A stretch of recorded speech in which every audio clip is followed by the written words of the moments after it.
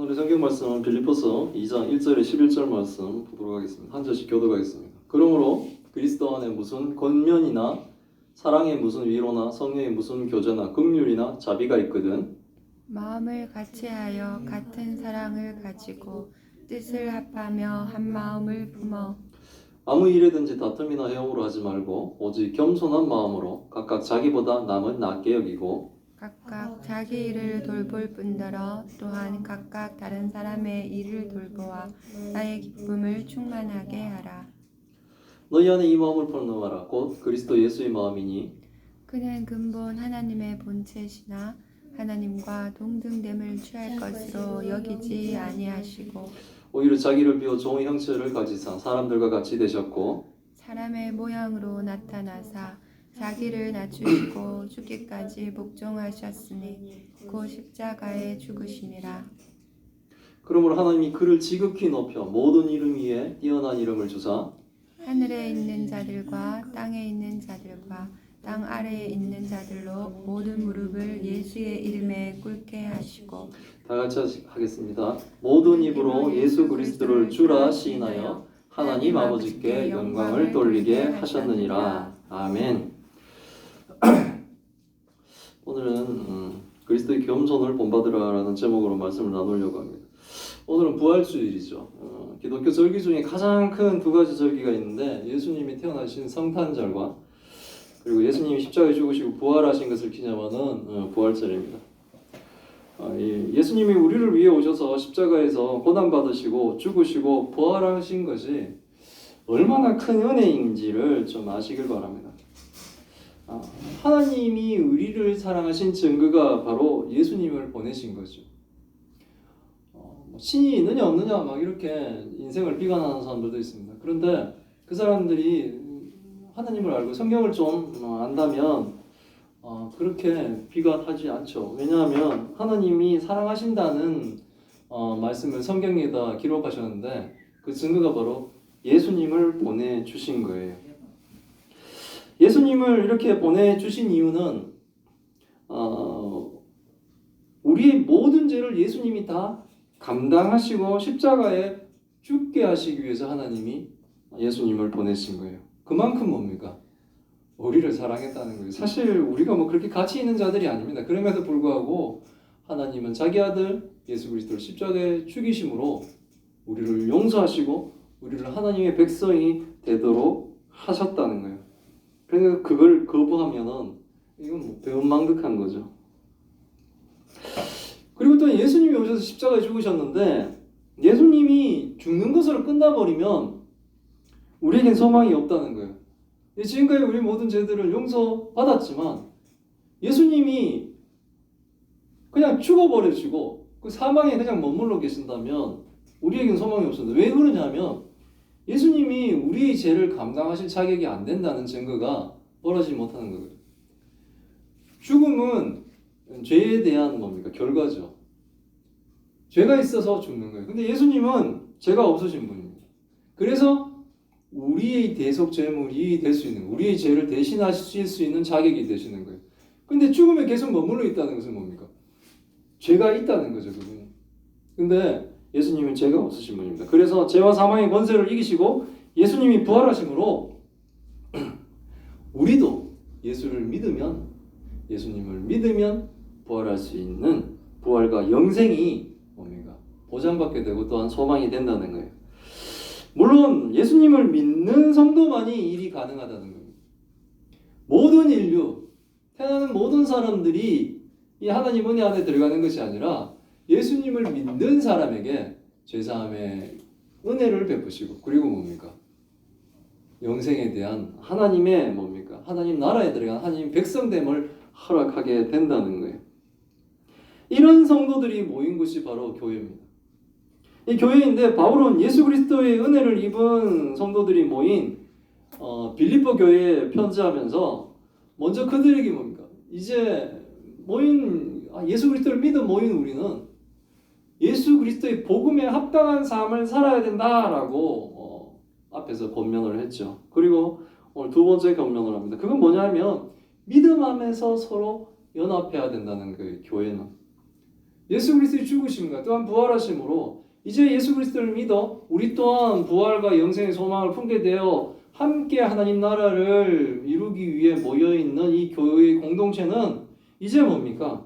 믿음 안에서 한 마음으로 연합하고 그리고 뭡니까? 서로를 섬기라는 거예요. 그 섬김만 받으면 안 되죠. 목사라고 섬김만 받고 장로님, 권사님이 섬김만 받는 게 아니라 오히려 뭡니까? 서로들 섬겨야 되는 거예요. 그러면서 그러므로 그리스도 안에 무슨 권면이고 권면은 뭡니까? 권고하는 거예요. 이렇게 격려하기도 하고 호소하기도 하고 간청하기도 하고 이렇게 충고하기도 하는 겁니다. 그리고 예수를 믿고 교회 안으로 들어온 사람들 이 성도죠 바로. 그 성도는 그리스도 안에 있는 사람들을 얘기하는 거예요. 그러므로 그리스도 안에 무슨 권면에 사랑의 무슨 위로나 성령의 무슨 교제나 긍휼이나 자비가 있거든. 성도에게는 사실 뭡니까? 이미 성령을 통해 그리스도의 권면과 사랑의 위로, 교제, 긍휼과 자비가 있는 거예요. 이게 예수 그리스도를 믿음으로 성령이 임하시며 우리에게 이것들이 벌써 생긴 겁니다. 이런 것이 없다면 뭡니까? 그리스도 밖에 있는 사람이죠. 우리에게는 서로에 대한 격려하는 마음과 사랑의 위로와 교제와 그리고 또 불쌍히 여기는 마음, 사람들의 입장을 불쌍히 여기며 그들의 마음을 그들의 아픔을 나의 아픔처럼 느끼는 이런 긍휼함이 있고 상대에 대한 자비심 등이 있다는 것이에요. 이게 바로 뭡니까? 십자가에서 죽으신 예수님이 우리를 향해 품었던 마음이에요. 교회 내 성도들은 이런 마음을 같이 품는다는 거예요. 예수 그리스도가 우리에게 십자가에 죽으시면서 우리에게 품으셨던 그 마음이 이제 예수 그리스도를 믿음으로 우리도 뭡니까? 다른 사람을 사랑하고 다른 사람을 불쌍히 여기고 또 다른 사람을 뭡니까?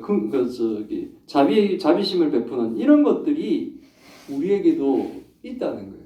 생겼다는 겁니다. 그래서 그리스도가 우리를 사랑하신 것처럼 같은 사랑을 가지고 서로 뜻을 합하여 같은 마음을 교회 공동체는 품는다는 겁니다. 우리가 같은 마음으로 품는 서로에 대한 사랑의 이 마음은 다툼이 아니에요. 서로 경쟁하는 마음이 아니라는 거예요.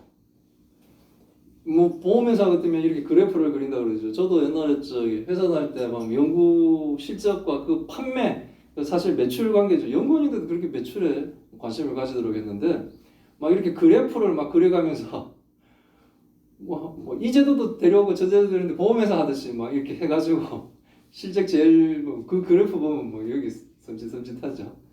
그래서 막 이런 경쟁적으로 이 다툼으로 교회는 그렇게 하는 것이 아니라는 거예요. 어떤 일을 하더라도 다툼이나 또는 누군가에게 보여주기식의 허영으로 하지 말아야 된다는 거예요. 성도는 오직 뭡니까? 오직 겸손한 마음으로 모두가 자기보다는 남을 낮게 여기면서 다 하나님이 사랑하는 예수님이 십자가에 죽으시면서까지 사랑했던 사람이라고 서로 상대방들을 바라볼 수가 있어야 된다는 겁니다. 바울이 감옥에 있는 것을 알고 바울을 뭡니까? 괴롭히려고 복음을 전하는 사람들이 있었죠. 사실 그건 잘못됐다는 거예요. 바울이 갇혔으니까 우리가 막 잘하면 우리가 이 전도의 열매들을 많이 맺고 실적이 좋으면 바울은 괴로울 거야. 이런 마음으로 하는 것은 그 사람들 잘못됐다는 거예요. 물론 바울은 개의치 않고 오직 전파되는 것이 그리스도면 자기는 행복하다고 얘기했지만 사실 그렇게 하는 것은 잘못된 거예요. 교회에서는. 누가 막 힘들어하고 괴로워하는 것을 보기 위해서 한다? 교회에서는 잘못된 일입니다. 바울은 자신을 괴롭히려고 하나 참된 마음으로 하나 복음이 전파되는 것으로 만족한다고 했지만 이렇게 바울을 대적하며 일을 하려고 하는 것은 상대를 뭡니까? 낮게 여기는 자세가 아니죠. 상대방을 어떻게든지 자기 일을 하는 것은 우리에게는 뭡니까? 항상 유혹이에요. 뭐 남이 뭐 쓰러지든 괴롭든 내만 이렇게 뭐 하겠다라고 하는 뭐 그런 유혹들이 사람들에게는 사실 좀 있어요. 근데 그것은 뭡니까? 하나님께 나온 건 아니라는 거예요. 참 성도는 절대로 그렇게 하지 않습니다. 참 성도는 상대를 낮게 생각하며 상대를 배려하며 그렇게 일을 하는 거예요. 일본 사회는 막 그렇게 안 한다 그러죠. 그런데 뭡니까? 기독교인이 가면 그 사회도 그렇게 일을 하는 거예요. 그래서 그 사회 내에서 하나님의 사랑이 전파되고 그러니까 사람들이 뭡니까? 하나님의 은혜 안으로 들어와야 되는 거예요. 그래서 뭡니까? 다들 행복해야 되는 거예요. 근데 뭐 자꾸 세상은 뭡니까? 가만히 안 내버려두죠. 자꾸 경쟁시키죠. 이쪽 쪽 저쪽 쪽 만들어서 계속 경쟁을 시키려고 하죠. 그건 아니라는 거예요. 그러나 자기를 돌보는 수준으로 남을 돌보는, 아니 자기보다는 남을 더 잘 돌보는 이 완전한 사랑이 우리가 힘들 수가 있습니다. 그런데 그것을 실천하신 분이 있어요. 누구냐면 바로 예수님이라는 거예요. 바울은 지금 최고의 사랑, 예수 그리스도의 이 사랑을 이제 소개하기 시작합니다. 너희 안에 이 마음을 품으라 곧 그리스도 예수의 마음이니 라고 이제 얘기하며 성도들이 품어야 하는 마음이 어떤 마음이냐면 바로 예수님이 품었던 마음이다 라는 것을 가르쳐 줍니다. 예수님의 마음은 어떤 마음이냐면 그는 근본 하나님의 본체시나 하나님과 동등됨을 취할 것으로 여기지 아니하시고 오히려 자기를 비워 종의 형체를 가지사 사람들과 같이 되었고 사람의 모양으로 나타나서 자기를 낮추시고 죽기까지 복종하셨으니 곧 십자가에 죽으신 분이 바로 예수님입니다. 예수님이 바로 하나님의 그러니까 근본 하나님의 본체라고 하면 본체는 하나님의 형상이라는 거죠. 하나님의 모습이라는 거예요. 하나님과 동등하신 분이 바로 예수님입니다. 그러나 예수님은 뭡니까? 지극히 높으신 분이심에도 불구하고 자기를 비우셨죠. 그리고 뭡니까? 종의 형체, 우리 같은 사람이 되셨다는 거예요. 하나님은 전지전능하시고 하시기 때문에 모든 것을 다 하실 수 있고 어디든지 다 임하실 수 있는 분인데 자신을 완전히 제한시켜 버렸죠. 뭡니까? 태아로 여자의 자궁 속에서 뭡니까? 10개월을 뭡니까? 견디셔야 됐고 태어나서는 뭡니까? 모든 걸 다 하실 수 있는 분인데 마리아가 젖을 주지 않으면 굶어야 되는. 그런 뭡니까? 걸어 다녀야 돼. 어디든지 다 계실 수 있는 분인데 뭡니까? 행동이 아주 제한되죠. 하나님의 능력에 비해 인간은 뭡니까? 완전히 제한적인 시간과 장소에서 살아야 되지 않습니까? 그런 것을 하셨다는 거예요. 그리고 뭡니까? 죽기까지 순종하셨다는 거예요. 죽음이라는 것은 하나님과의 완전한 단절입니다. 우리는 죽음이라는 것을 두려워하고 이렇게 살지만 예수님만큼 이 죽음을 두려워하신 분이 없어요. 하나님과의 단절. 이건 예수님 성부 하나님과 성자 하나님의 완전한 단절. 이것은 상상도 할 수 없을 일이었다는 거죠. 그런데 그 일을 하셨어요. 그게 바로 십자가에 죽기까지 복종을 하신 겁니다. 십자가에서 죄인이 우리들의 죄를 감당하며 죽음에 이르도록 순종하신 거예요. 고귀한 우리들을 위해서 죽으신 게 아니라 죄 덩어리인 우리들을 위해서 십자가에 죽으셨다는 거예요. 살릴 가치가 없어 보이는 자들을 위해서 죽으셨다는 거예요. 그것도 신이 그랬다는 거예요. 하나님이 그러셨다는 거예요. 이게 보통 은혜가 아니라는 거예요.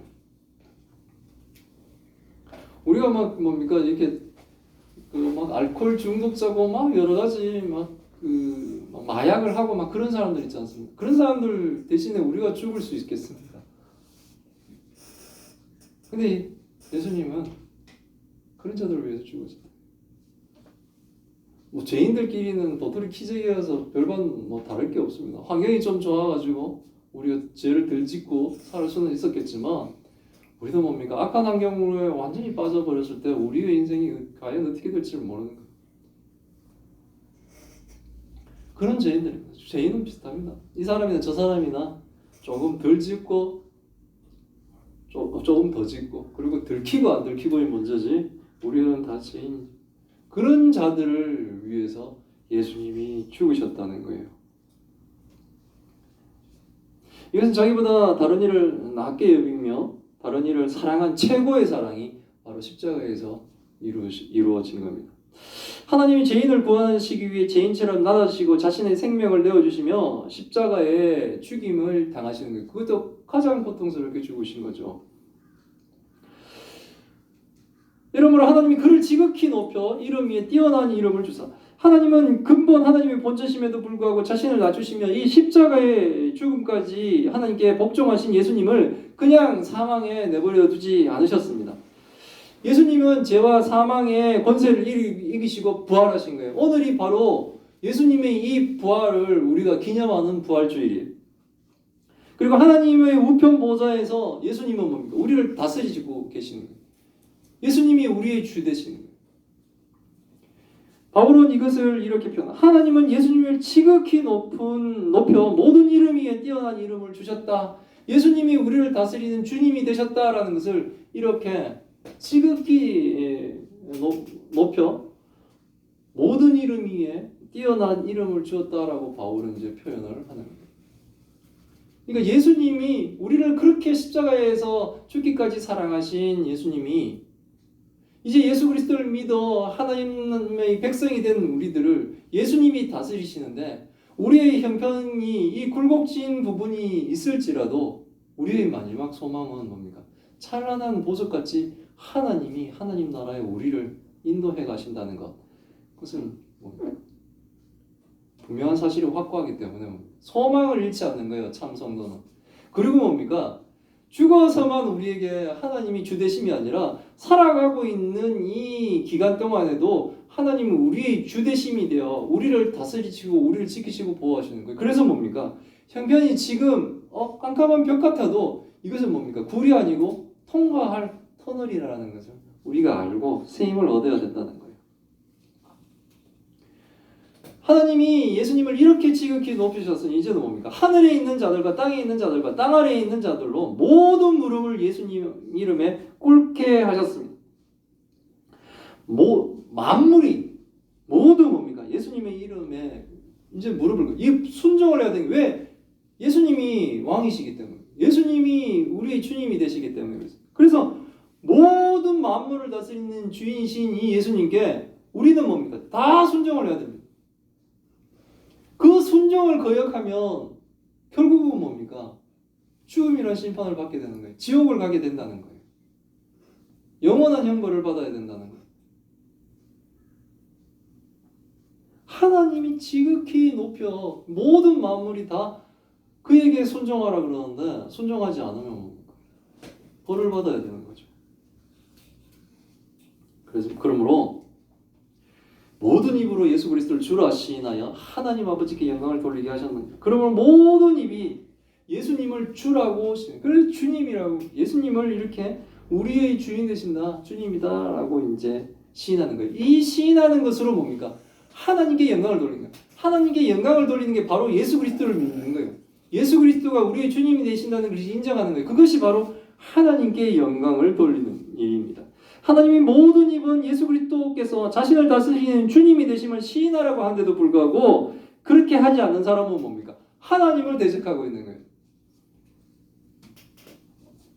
예수 그리스도를 주라 시인하는 것이 하나님께 영광을 돌리는 일인데 예수 그리스도의 주되심을 부인하고 믿지 않는 것은 하나님의 영광을 뭡니까? 내가 가로채고 있는 거예요. 하나님의 자리에 내가 올라가고 있는 거예요. 그래서 불신자들은 뭡니까? 자신을 믿죠. 하나님을 믿고 자신이 판단하고 자신이 결정하는 대로 된다고 생각합니다. 근데 뭡니까? 인생은 그렇습니까? 절대로 안 그렇죠. 예수 그리스도를 믿지 않는 것, 불신자의 삶은 하나님의 명령을 거부하며 철저히 뭡니까? 자신만을 위한 이기적인 삶을 사는 거예요.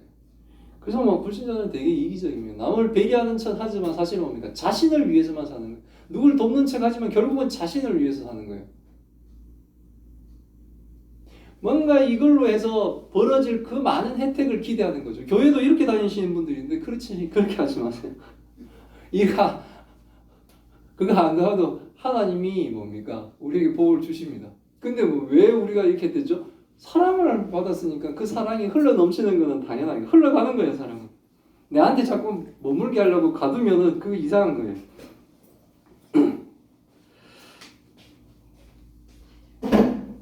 그러다 보니까 철저히 이렇게 남들이 이기적인 하나님을 모르는 자들이 이렇게 이기적인 삶을 사는 것과 달리 철저히 자신을 낮추며 겸손히 하나님께 순종하며 십자가에 죽기까지 복종하신 하나님의 사랑을 알고 믿는다면 우리는 뭡니까? 예수 그리스도의 겸손하심을 본받아 우리가 우리 자신을 사랑하는 것처럼 다른 사람도 사랑할 수 있는 교회와 성도가 될 수 있다는 거예요. 내 몸처럼 다른 사람을 사랑하는 일, 이게 사실은 불가능한 일인데 이제 하나님을 믿고 예수 그리스도가 우리를 사랑하시며 십자가에 죽으셨다는 그 사실이 막 믿어지면 그 사랑이 너무해서 다른 사람도 뭡니까? 자신의 몸을 사랑하듯이 다른 사람도 사랑하게 된다는 거예요. 우리가 십자가의 본을 좀 더 생각하기를 바랍니다. 우리를 위해 십자가의 죽음까지 이 순종하신 예수 그리스도의 은혜를 우리가 안다면, 우리가 그런 하나님의 사랑을 받았음을 안다면 좀 더 다른 사람을 위한 우리의 사랑이 세상에 드러났을 거예요. 그래서 아마 제 생각에 기독교인들이 뭐 이렇게 평균적인 부로 보면 굉장히 높을 것 같은데, 그런 사람들이 뭡니까? 좀 양보하고 남을 배려하고 뭐 집값도 그런 식으로 좀 하고 하면은 좀 더 나아지지 않을까, 그런 생각을 들어요. 자꾸 이문을 막 이렇게 너무 따지려고 하니까 올라가지 않는가, 뭐 그런 생각을 합니다. 강남에 뭐 정확한 통계적인 거는 모르겠지만 교회 다니는 사람들이 엄청나게 많이 몰려 있지 않겠나 싶습니다. 초대형 교회들도 많고 거기. 그럼 그분들이 좀 뭡니까? 재산 가진 분들이 다른 사람을 좀 더 사랑한다면, 그렇게 한다면 세상은 점점 좀 뭡니까? 사랑으로 넘치지 않겠습니까? 부모가 자식을 사랑하고 자식이 부모를 사랑하고 누나가 동생을 사랑하고 이 동생이 누나를 사랑하고 또한 친구를 사랑하고 이웃을 사랑하는 이 마음이 강제적으로는 생기지 않습니다. 내가 뭐 결심한다고 의지한다고 의지를 막 이렇게 다진다고 그 사랑은 그렇게 생기는 게 아닙니다. 억지로 강요한다고, 강요하면 뭡니까? 겉으로는 하는 척 할 수 있지만 속에서는 뭡니까? 반발이 오히려 일어나죠. 그거는 사랑이 아니죠. 나중에는 그게 막 이렇게 폭발하거나 뒤집히게 됩니다. 만약에 다툼이나 허용으로 그 사랑을 막 이렇게 경쟁하듯이 한다면 그 사랑을 얼마 가지 못합니다. 결국은 미천이 다 드러나게 됩니다. 그러나 뭡니까? 하나님의 사랑, 예수 그리스도의 이 십자가의 은혜를 알고 믿는다면 그 사랑을 받은 우리가 정말 자신의 가치와 예수님이 이 십자가의 죽음에 대한 이 가치와 이것들을 한번 비교해보면 내가 저런 사랑을 받을 게 너무나 과분한 사랑을 받는다는 걸 알게 됩니다. 나는 그럴 존재가 아니죠. 그런데도 그렇게 하신 하나님, 거기에 머물지 않고 지금까지 계속 뭡니까? 하나님이 사랑으로 돌봐주신 우리의 인생들, 이런 것들을 생각한다면 그 사랑을 받은 우리도 하나님의 사랑을 전하며 사는 것이 가능해진다는 거예요. 억지로 막 나는 누군가를 사랑해줘야 돼 이렇게 다짐으로 하는 건, 그건 뭡니까? 자신도 지치고 힘들죠. 받는 사람도 부담스럽고. 하지만 뭡니까? 하나님의 사랑을 느낌으로, 하나님의 사랑을 알므로, 하나님의 사랑을 믿음으로, 그래서 뭡니까? 우리에게 자연스럽게 그 사랑이 차고 넘쳐서 이렇게 흘러가는 그 사랑을 베푸는 것은 우리에게 충분히 가능한 일이라는 겁니다.